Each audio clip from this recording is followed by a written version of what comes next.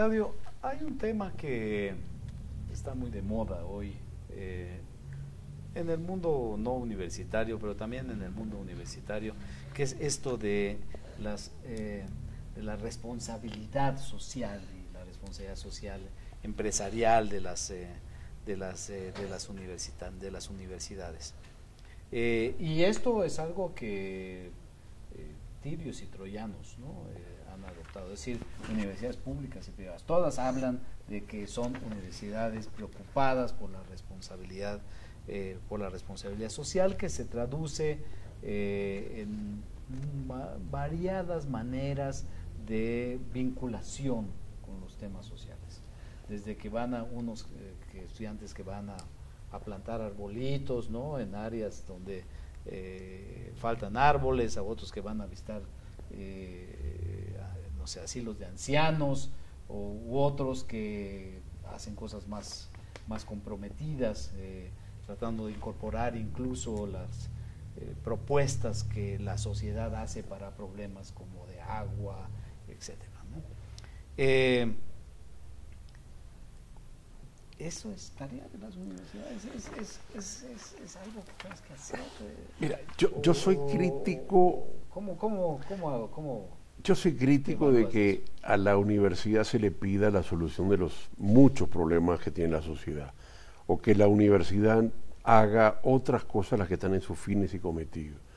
Yo creo que la universidad debe establecer sistemas de pasantía, de práctica profesional, obligatoriamente. O sea, no es posible mantener los aprendizajes teóricos, la enseñanza en el aula, el modelo catedrático, y que efectivamente para lograr aprendizajes significativos, para dotar a los aprendices de las competencias cognitivas necesarias y las habilidades, hay que tener modelos de práctica.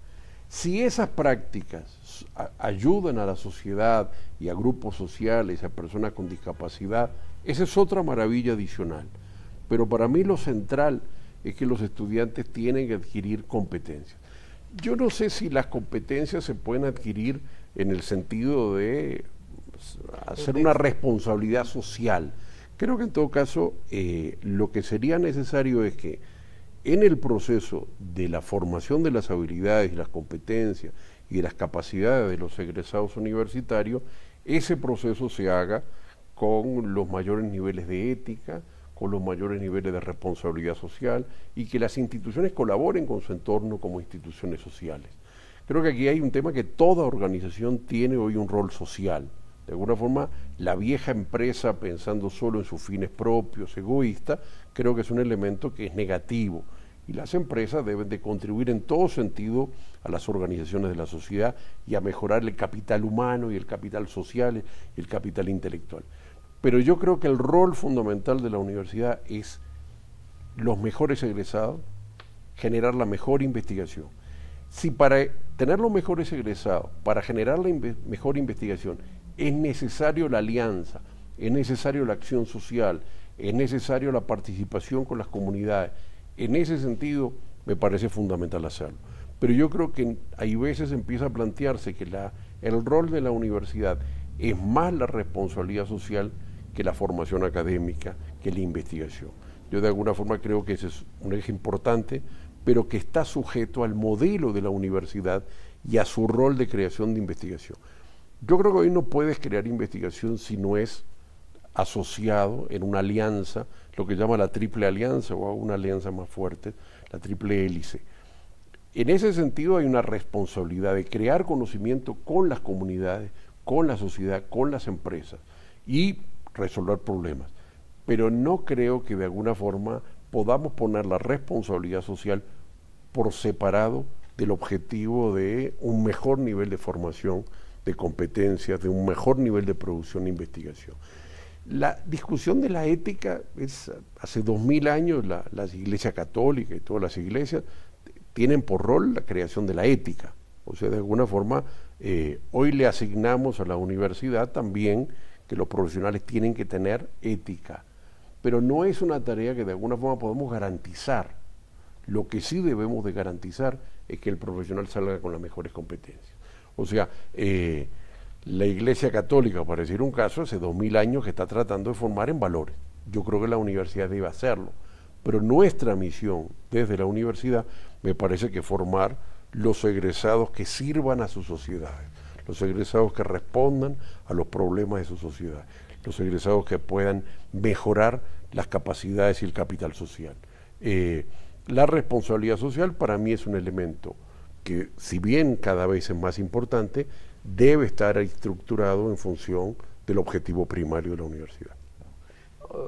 Creo que este concepto de responsabilidad social se refiere, o por lo menos ese también es mi entendimiento, a crear profesionales relacionados con los problemas de su sociedad. Y sociedad quiere decir, implica contexto, significa territorio, significa historia, significa una cantidad de cosas que tiene que ver con que el individuo que se está formando en la universidad tiene que ver con eso, tiene inevitablemente los conocimientos, las competencias, las capacidades que está adquiriendo tendrían que tener un vínculo, porque si no, entonces los resultados son indeseables. Déjame ponerte un ejemplo.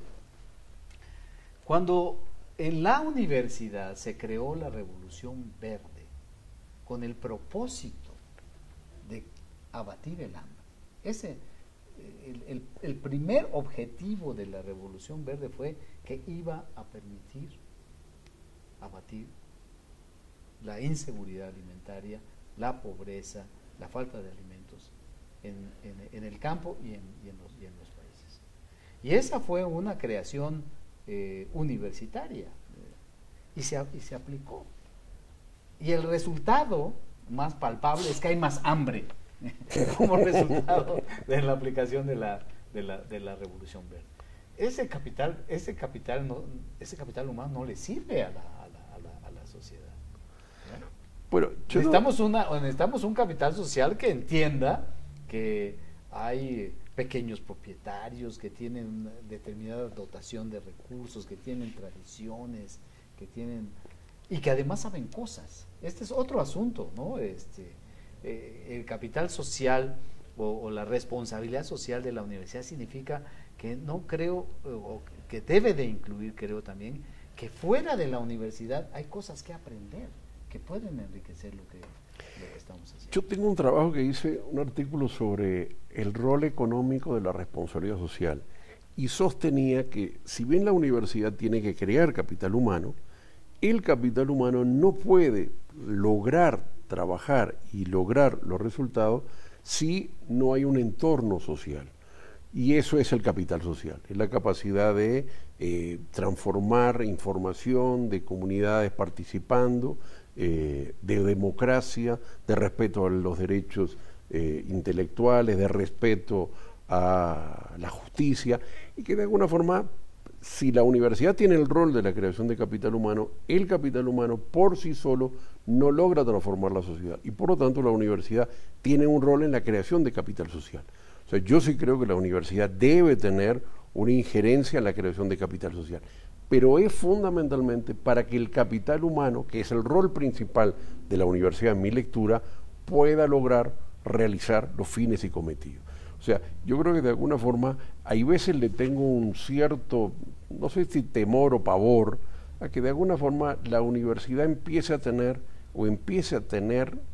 por objetivos más cosas de las que realmente ella puede tener. Claro. O sea, hay veces le pasa que se le endilga a la universidad que debe resolver los problemas de corrupción, de la política pública, de los valores, debe crear la tecnología, el conocimiento, mejorar la familia.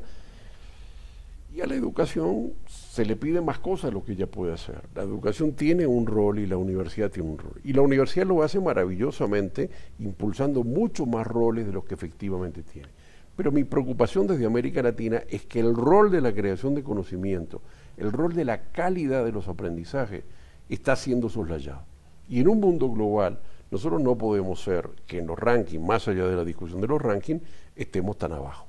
No tiene sentido que nosotros tengamos el 2% de las publicaciones cuando América Latina tiene el 12% de la cobertura. No tiene sentido que nosotros tengamos los niveles de producción de conocimiento de 0,1 en patente con la dimensión de desigualdad.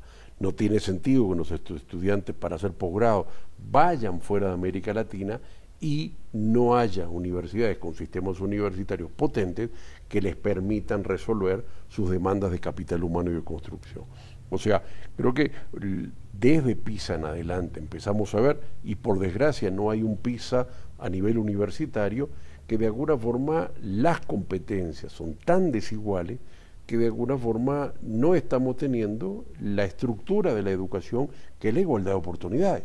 O sea, el rol de la educación es crear igualdad de oportunidades en las personas, que es, no importa si tengo capital físico, si tengo dinero, el capital humano me pone en igualdad de oportunidades. Ese es el rol de la educación. Si la educación reproduce desigualdades, si le estamos dando una educación en el interior, en una regionalización que crece, pero que esa educación es de una calidad muy inferior, estamos reproduciendo un ciclo de desigualdad. Nuestros sistemas universitarios tienden a reproducir más los ciclos de la desigualdad que reproducir los ciclos de la igualdad de oportunidad. Y de alguna forma, eso plantea que de alguna forma, ok, nosotros ya hoy estamos en un nivel de cobertura cerca del 45%. Es una cobertura muy buena. Si esa cobertura la ponemos en las ciudades, es todavía mucho más alta. O sea, cuando uno ve la cobertura en Colombia, la cobertura de Medellín y la cobertura de Bogotá, están cerca del 70%, que es los niveles europeos. En el interior tenemos unos niveles de cobertura mínimos. Si uno agarra aquí el DF con respecto a algunos lugares de Chiapas, te encuentras unas desigualdades enormes. Con lo cual hace que la cobertura en las grandes ciudades, en los grandes centros urbanos, es casi la cobertura de Estados Unidos o de Europa, pero no tenemos los niveles de formación de capacidad. Entonces, aquí hay una lectura que si bien se necesita aumentar y democratizar y regionalizar los accesos, y que de alguna forma más gente en el interior puede ingresar a los sistemas universitarios, y hoy está muy marginado, pero también se necesita unos estándares de calidad que hagan que de alguna forma no haya una opción de reproducción de las desigualdades. Creo que en todo caso nosotros hemos logrado llegar a los niveles de cantidad. O sea, podríamos decir que para las dimensiones y el motor universitario y educativo estamos en una dimensión de crecimiento de 1,5. Si esto sigue así, en los próximos 20 años nosotros estamos parados igual que en Europa y Estados Unidos. Lo que hay que empezar a apretar el tornillo es los problemas de la calidad. Sin duda, esto es algo que es muy importante. Y esto me conecta con otra inquietud que creo que ya has mencionado, pero quisiera que nos hicieras un poco una elaboración mayor de esto. Hay esta idea, yo siento que hasta se está convirtiendo en una suerte de mito, que el que estudia, el que tiene acceso a la universidad, a la educación superior, tendrá linealmente mejores niveles de vida. Esto a nivel micro, a nivel macro, es las sociedades que invierten en educación y en educación superior pasarán a nuevos y mejores niveles de desarrollo. Yo diría que de alguna forma las teorías de capital humano, de la fuerte relación entre educación y salario, empíricamente se han verificado. O sea que en el sentido de que los profesionales universitarios, los técnicos, tienen niveles de salario superiores, que los técnicos y profesionales tienen niveles de desempleo menores que el resto de la población, y que al mismo tiempo también generan externalidades significativas sobre su entorno social. Está más o menos demostrado los resultados de criminalidad de educación, están verificados también los resultados de educación y hijos, cantidad de hijos, y al mismo tiempo está claramente identificado que los hijos de los profesionales tienen mayor tendencia a terminar sus estudios y a concluir los niveles de escolarización terciaria. O sea que de alguna forma la educación terciaria crea un nivel de capital humano y social que realmente es significativo y está probado. Lo que de alguna forma también empieza a verificarse que la escolarización es el mínimo de los niveles de la formación de recursos, o más bien es el mínimo de los niveles salariales, y que a partir de allí cada vez estamos teniendo salarios diferenciados. Hay un elemento interesante en Colombia que es el Observatorio del Mercado de Trabajo. El Observatorio del Mercado de Trabajo muestra que el salario de los egresados de los programas acreditados son 10% más que los salarios de los programas no acreditados. Colombia tiene una acreditación muy de élites, es muy pequeña, que es la acreditación de alta calidad. Ellos tienen estándares mínimos que da los CONIACE, pero la acreditación es de alta calidad. Bueno, lo interesante de las bases de datos que tiene el Observatorio del Mercado Laboral es que verifican que los egresados de los programas con acreditación de alta calidad son los que tienen en los mercados de trabajo mayores salarios, 10% mide, y eso obviamente por su mayor productividad. De alguna forma, en la medida que los espacios de alguna forma van exigiendo mayor complejidad técnica, mayor complejidad de habilidades cognitivas, de alguna forma es claro la diferencia salarial. Hay un estudio que hizo Hans en Estados Unidos que está midiendo la relación de los diferenciales de PISA respecto a los diferenciales de salario de los padres de los hijos, ¿correcto? Obviamente porque en ese caso los hijos no trabajan. Y los resultados no son concluyentes, pero son positivos, en el sentido de cada vez más mostrar que la formación da el salario mínimo y que la diferenciación está dada por el nivel de calidad de los aprendizajes. En México, la encuesta nacional de ingreso de los hogares muestra algunas diferencias respecto de esto que tú mencionas.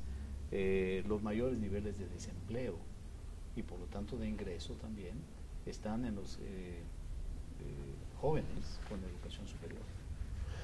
Hay menores oportunidades de empleo para estos, es donde el desempleo está avanzando más rápidamente.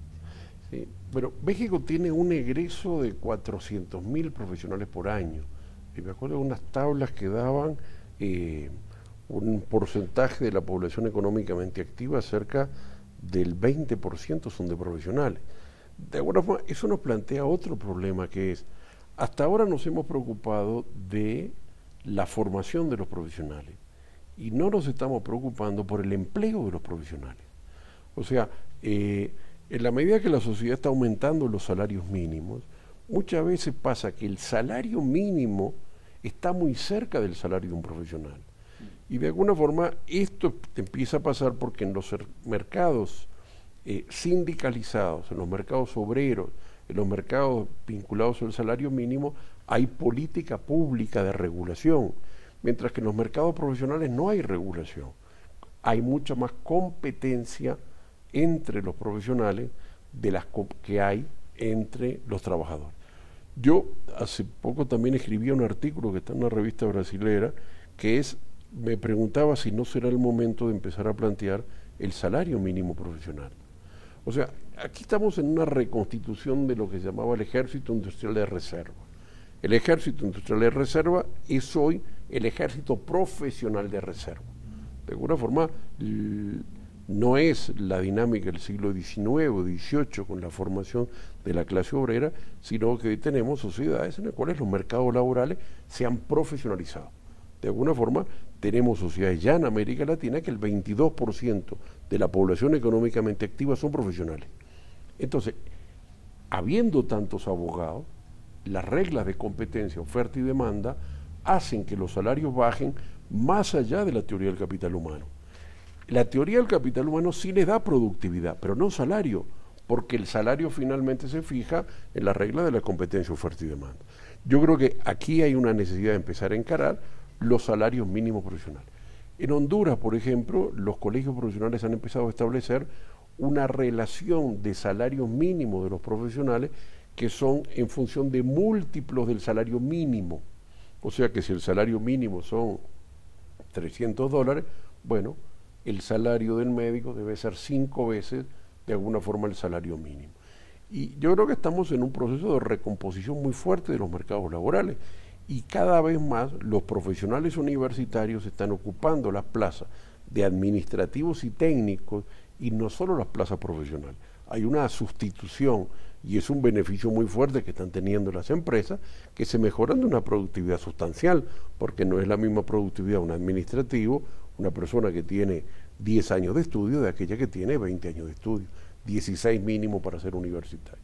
De alguna forma, el contexto de lo que está pasando en países con fuerte nivel de expansión de los egresos universitarios como México es que presiona negativamente los mercados salariales y presiona hacia abajo las tasas salariales y por lo tanto presiona hacia abajo las tasas de retorno y automáticamente va generando la pregunta, ¿por qué voy a estudiar si mis salarios profesionales son bajos? O sea, en la medida que el salario sea bajo, en la medida que la gente haga los esfuerzos de costos directos o indirectos o de pagar la educación privada y que finalmente cuando egrese no tenga las remuneraciones, eso hace un ciclo perverso, vicioso, en el cual va a propender las nuevas generaciones a no estudiar. Y las externalidades de la educación superior son enormes. Yo creo que no podemos dejar que los mercados profesionales sean regulados por la oferta y la demanda. O sea, si los mercados profesionales son regulados por la oferta y la demanda sin la existencia de mínimos, lo que vamos a tener, que es lo que tenemos en muchos casos, de alguna forma un decaimiento del salario. Aquí hay un problema que los colegios profesionales no son órganos gremiales reales de defensa de sus intereses, como son los sindicatos que defienden los intereses de sus agremiados. Y después tenemos un escenario que en la regulación de la política del trabajo por parte de los organismos públicos, de los ministerios, regulan el salario mínimo, pero no el salario profesional. ¿Correcto? Las regulaciones del salario profesional son muy mínimas, son bajas, y de alguna forma yo creo que correspondería empezar a pensar no solo el aumento de los presupuestos para que haya más egresados, sino también la incorporación en los mercados de trabajo. En un mundo donde lo que estamos viendo son demandas de profesionales y técnicos por parte de los países industrializados, lo que estamos viendo es una nueva tijera. Expulsan paisanos, expulsan latinoamericanos de Estados Unidos, pero aumentan las becas H1 y OI, que son las becas para técnicos especializados. De alguna forma hay ahí un padrón que está cambiando la acumulación de capitales en esos países y la transferencia. O sea, si los mercados laborales nuestros remuneran tan bajo, algunos estudios empiezan a mostrar que la diferencia, que las remuneraciones profesionales son mucho más altas en los países centrales que en los países, pero no solo las remuneraciones, sino que los niveles de productividad para las mismas personas son más productivos en los países centrales que en los países en desarrollo, porque el capital social y las tecnologías les permiten utilizar más eficientemente sus competencias. Entonces, eso ha aumentado y va a aumentar la expansión. O sea, en este contexto donde Estados Unidos está en una tasa de desempleo de las más bajas en los últimos 20 años, que está creciendo solo este año a una dimensión significativa, que en Europa de alguna forma también la expansión económica va a empezar a retomarse. Bueno, el problema de los mercados laborales profesionales. Los africanos en la década de los 2000 planteaban que de cada 5 profesionales de la África subsahariana, 4 se iban a Europa. Entonces preguntaba, ¿de qué sirve formar recursos humanos si al mismo tiempo los pagamos nosotros y se benefician otros países? O sea, nosotros nos hemos preocupado mucho de la formación en cantidad y nos debemos de poner atención a la formación de calidad y al tema del mercado laboral. Magnífico. Déjame concluir esta magnífica entrevista con Claudio Rama, permítanme, planteándote esta idea, Claudio. La educación superior en América Latina, ¿tú crees que ha transitado, y por lo que tú has dicho a lo largo de esta conversación, creo que parecería constatarse esto? Primero la autonomía, luego la mercantilización y ahora la internacionalización y el control de la calidad. ¿Es esta la línea de tiempo? Bueno, sí, ese es un libro del año 2005 que ya hice, ya tiene tanto, que se llamó La Tercera Reforma.